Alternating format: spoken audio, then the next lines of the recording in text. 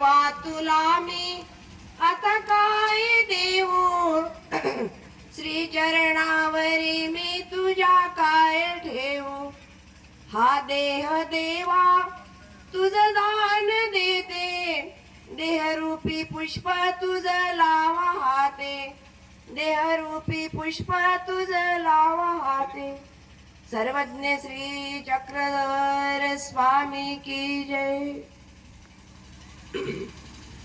आजचा हा दिवस अत्यंत आनंदाचा,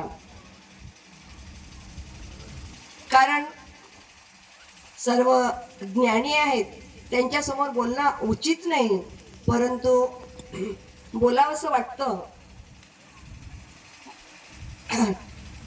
मोहन न आवरल्यामुळेच मी दोन शब्द सांगण्याचा प्रयत्न करत आहे, कारण मला तर काही बोलता येत नाही। कारण एक जीव परमेश्वराला अनन्यगती शरण जातो, त्या दिवशी परमेश्वर अत्यंत प्रसन्न असतात आणि त्यांचा वास सुद्धा तिथे असतो। आजच्या या सभेला लाभलेले अध्यक्ष परमपूज्य आदरणीय श्रद्धेय, थोड्याच दिवसामध्ये लौकिकतेला पावलेले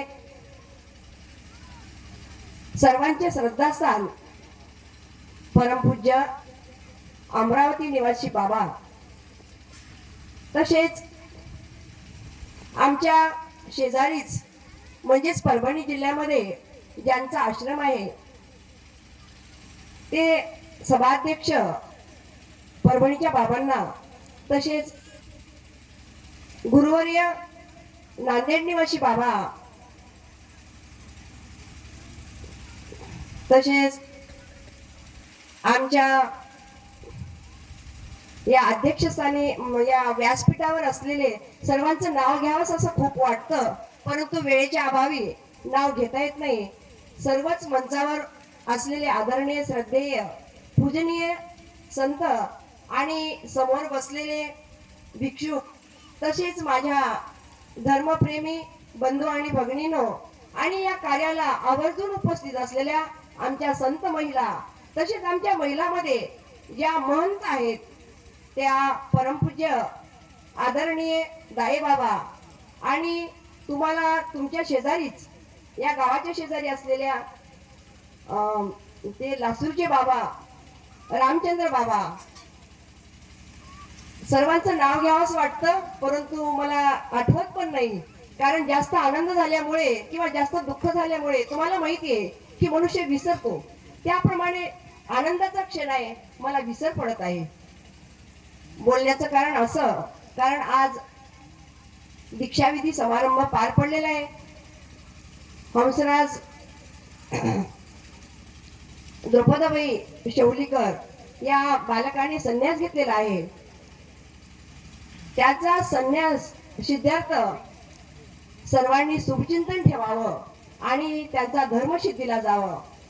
मला असं म्हणायचंय की या धर्माची धुरा महिलांनी पूर्वी सांभाळलेली आहे।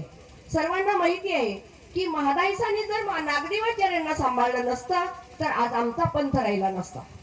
आणि जेव्हा महादाईसा जे पृच्छक होत्या, जिज्ञासक होत्या, स्वामींना जर आमचे प्रश्न विचारले नसते तर आम्हाला ज्ञान प्राप्त झालं नसतं आणि आम्हाला सूत झालं नसतं आणि आमचा उद्धार झाला नसता, असं मला वाटतं बरं का।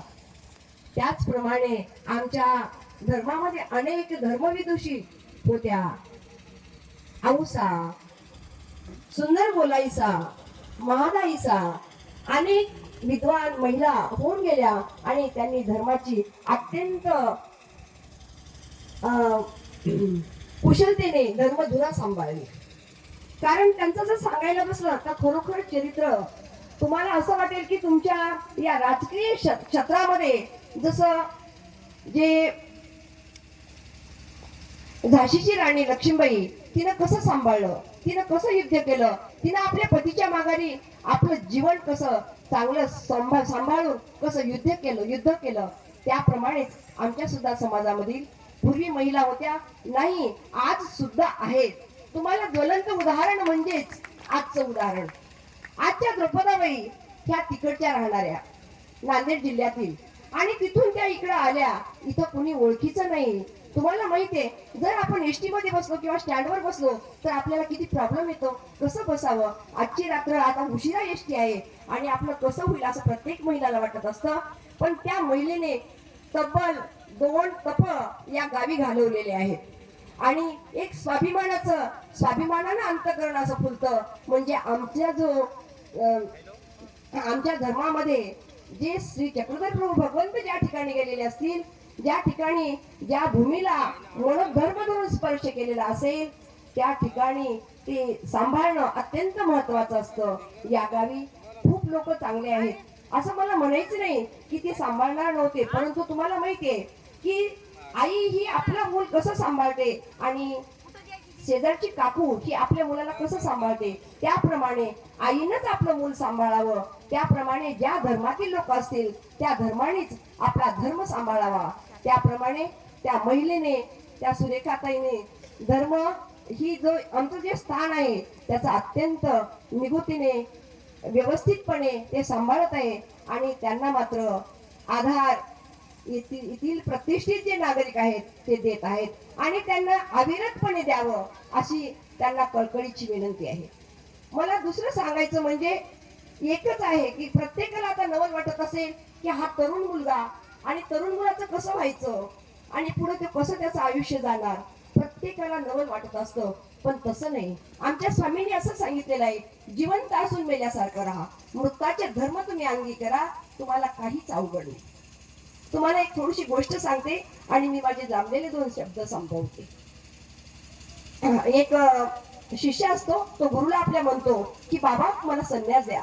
ते गुरु आपले शांत बसतात, ते म्हणतात तुला काही दिवसानं देईल. तो बऱ्याच वेळा म्हणतो बाबा तुम्हाला सांगितलं मला संन्यास द्या आणि तुम्ही मला संन्यास देत नाही, मला संन्यास द्यायला पाहिजे. नंतर ते गुरु म्हणतात मी आज एक सांगतो ते कर आणि मी तुला संन्यास देतो. ते म्हणतो की तुम्ही जे सांगितलेलं मी ते पार पाडायला तयार आहे, पण तुम्ही सांगा. ते म्हणतात अरे आज कालच आपल्या इथं एक मनुष्य वारलेला आहे, त्या ठिकाणी जाय, त्या ठिकाणी जाऊन तुला वाटेल ते शब्द बोल, वाटेल ते तुला काय करायचं असेल ते कर, लाता मार, दगड मार, पाणी टाक, चिखल टाक, शेण टाक, काय करायचं असेल ते कर आणि तू तिथे जाऊन ये आणि नंतर ये माझ्याकडे. तो जातो. त्या गुरुनं सांगितल्याप्रमाणे त्याला अत्यंत उत्कंठ असते, इच्छा असते संन्यास घेण्याची. त्या गुरुनं सांगितल्यापेक्षा तो जास्त करतो आणि तिथं गेल्यानंतर ते सांगितल्याप्रमाणे करून नंतर तो आपल्या गुरुकडे येतो आणि गुरुला सांगतो बाबा तुम्ही सांगितलेलं मी सर्व केलं. बाबा ते गुरुजी म्हणतात बरं झालं, पण आता मी तुला दुसरं एक सांगणार आहे, ते कर, ते झाल्यानंतर मी तुला संन्यास देणार. तो उत्सुक असतो, सांगा बाबा मला लवकर सांगा, तुम्ही काय करायचं ते सांगा, ते सांगितल्यानंतर मी मला लवकर संन्यास द्या. ते गुरुजी म्हणतात आज तू फुलार घे, अत्तर घे, वाटेल ते पदार्थ घे, तिथं नेऊन तू सत्कार कर, तुला काय करायचं असं ते कर. म्हणजे त्या आपण जसं जिवंत माणसाचा किंवा एखाद्या प्रतिष्ठित माणसाचा जसा आपण सत्कार करतो त्याप्रमाणे तू कर असं म्हणतात. आणि तो त्याप्रमाणे करतो. तिथं जातो, तो अत्तर टाकतो, हार वाहतो, फुलं वाहतो आणि स्तुती करतो, वाटेल तेवढी स्तुती करतो आणि नंतर येतो बाबा तुम्ही सांगितल्याप्रमाणे मी केलेलं आहे. ते गुरुजी म्हणतात तुला काय वाटलं बरं, याच्यात काय दिसलं. त्याला मात्र अत्यंत म्हणजे वेगळं वाटलं की तुम्ही कसं म्हणता बाबा, अहो तुम्ही मेलेला मनुष्य काय बोलणार आहे, काल पण काही बोलला नाही आजही काही बोललं नाही. ते मग गुरुजी म्हणतात की तो जे मुर्दा आहे, जे पुरलेला आहे, त्याला तू सत्कार केला तरी काहीच नाही आणि तू शिवा दिला तरी काहीच नाही. तसं आमच्या संतांनी बनावं लागतं. तसं जर बनलं तर आमचं जीवन अत्यंत उत्कृष्ट दर्जाला प्राप्त होतं आणि परमेश्वराची प्राप्ती दुर्लभ नाही, ती सुलभच आहे, ती मिळत असते. बरे असो, वेळ झालेला आहे, भुकेचा टाइम आहे आणि या दोघींना अत्यंत दुरून तुम्हाला माहिती आहे की दत्त जयंती असेल तर तेव्हा कोण येतं अगोदर. ते बाबा तुम्हाला माहिती आहे गोपीनाथ बाबा नांदेडला असतात, विजळी नावाचं गाव आहे त्या गावी असतात. त्यांच्याही पाठीमागं नांदेड जिल्ह्याची पूर्ण कामं असतात, परंतु ते सर्व सोडून ते इथं येत असतात आणि हे कार्यक्रम अत्यंत उत्साहाने आनंदाने ते पार पाडत असतात. या कार्यामध्ये सुद्धा त्यांचा सिंहाचा वाटा आहे. ते जर नसते तर तुम्हाला माहिती आहे एखादी महिला असते ती खूप सक्षम असते, परंतु ती काही उभं करू शकत नाही, तिचे पाय मोडण्यासाठी अनेक जण असतात. त्याला कुणीतरी खंबीर नेतृत्व किंवा नेता किंवा एखादा मायेचा हात पाठीमागे असावा लागतो. तसा मायेचा हात त्या गोपीनाथ बाबांचा आहे. त्यांचे उपकार ह्या कधीच विसरू शकत नाहीत आणि यांचे उपकार ते विसरू शकत नाहीत. असंच सर्वांनी परस्पराने प्रेमाने असावं. एवढे बोलून मी माझे 2 शब्द संपवते. माझ्या बोलण्यामध्ये काही चूक झाली असेल तर क्षमस्व, माफ करा. दंडवत प्रणाम. श्री गो